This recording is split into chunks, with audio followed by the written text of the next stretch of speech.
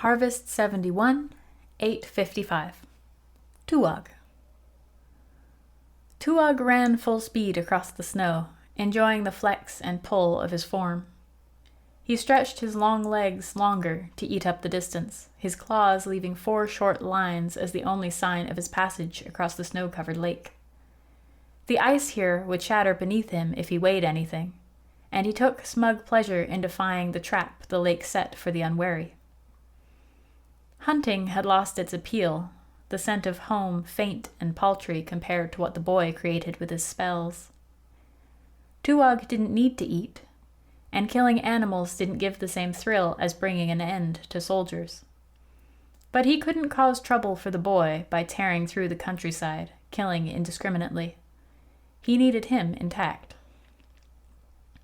Since the day in the lakeside village, Boo had tried twice more to send him home, with similar results to the first. Each attempt hurt, but Tuag never showed it. He didn't want the boy to stop trying. Still, he had taken the evening off, the endless monotony and idleness of Boo's life grating on him. He had needed to run, to take in the world one stride at a time and smell new smells. The moon had risen, glaring down at him, but he ignored its baleful face as best he could. By the time he tired, the stars had moved, marking the night as half through. Tuag turned back, scanning the horizon for the walls and buildings that marked his destination. Dark, hulking forms that blotted out the lowest stars, replacing them with blinks of torchlight. He spotted it, jaw going tight as he noticed flames, loose and wild, dancing along the walls. The Grimm released a low growl, launching himself into another sprint. The distance between him and the school would have taken a man a full day to cross, but Tuag covered it in minutes, legs pumping, flying over terrain that would have slowed or even killed a human. The smell of blood reached him before the battle cries did. More idiot soldiers swarmed the top of the wall, dark dancing shapes between patches of flames. He saw a crowd of them pushing in through the open gate, thrown wide like a gaping wound, letting the intruders in. It would have been a tempting sight if he hadn't smelled the boy's magic. Only a whiff at first, that peat and smoke smell. But then a blast of scent hit Tuag, the pull of it something he felt in his claws, in his teeth. Wild, decadent power, curling away from the stables in arcing loops, strong enough for Tuag to see. The Grimm charged through the soldiers, causing shouts of alarm as he melted straight through body after body. He would have liked to leave a trail of blood in his wake, but it would only slow him, and the boy needed him now. As Tuag rounded the corner of the stable, ghosts blocked his vision. A great host of the dead crowded on a single point. The heads of 2 soldiers poked out above the spirits further on, oblivious to their presence and wholly occupied by the 2 undead horses standing watch over Boo, reeking of the uncanny. Tuag waded into the spirits, shoving them aside and snapping at their heels. They scattered, leaving just enough room for the Grimm, but closing the gap behind him and pressing from all sides. The allure of Boo's magic stronger than their fear of Tuag. When he finally laid eyes on Boo, the boy looked like a broken bird, delicate frame splayed at odd angles. The spirits pawed at him, reaching for something within but unable to find purchase. The way Boo twitched and squirmed, their touches must have hurt. "What are you doing?" Tuag wondered, watching the dead. Now that he could see the boy and protect him, the urgency had left Tuag. He had no talent for healing, and he doubted he could find the professor that had helped Boo when his old master had beaten him near death. The spirits scrabbled at Boo right up until the Grimm forced them aside with a series of hard nips. Their tenacity surprised Tuag. The dead usually kept a respectful distance, instinctively aware that he could end them more permanently than any death. What could be so important about this moment? Why were they hurting the boy? Then it occurred to him. They were provoking Boo. Tuag thought back to the lakeside town, to the spirit that Boo had banished. to Boo's urgency and fear when he'd done it. The ghosts knew something the Grimm did not. But the Grimm was no ghost.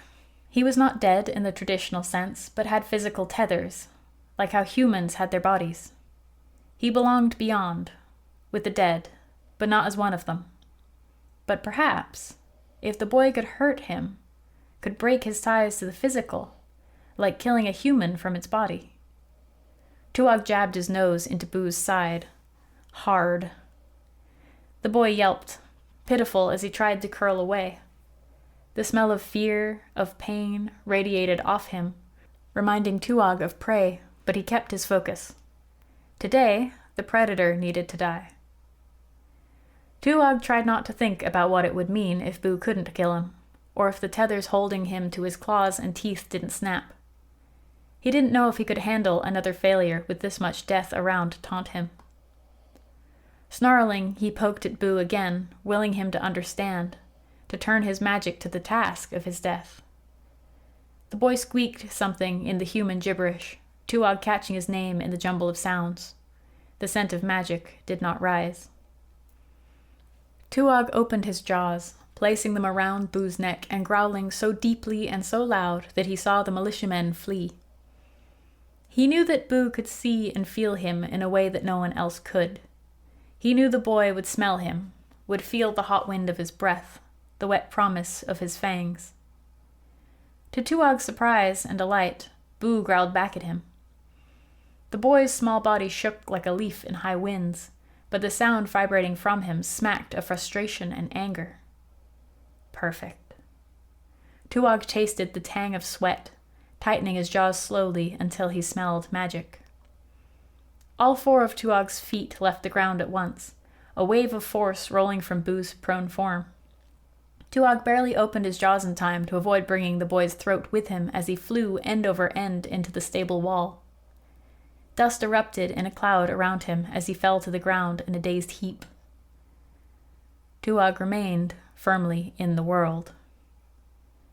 Not pausing to catch what passed for breath, the Grimm returned to the boy, ready to badger him into another attack.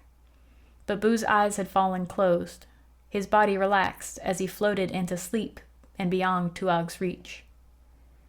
The scent of Boo's magic had an acrid tinge to it, like mortal vomit, the smell of something unwell. Why? Tuog fumed, baring his teeth at the sky. Why doesn't anything work?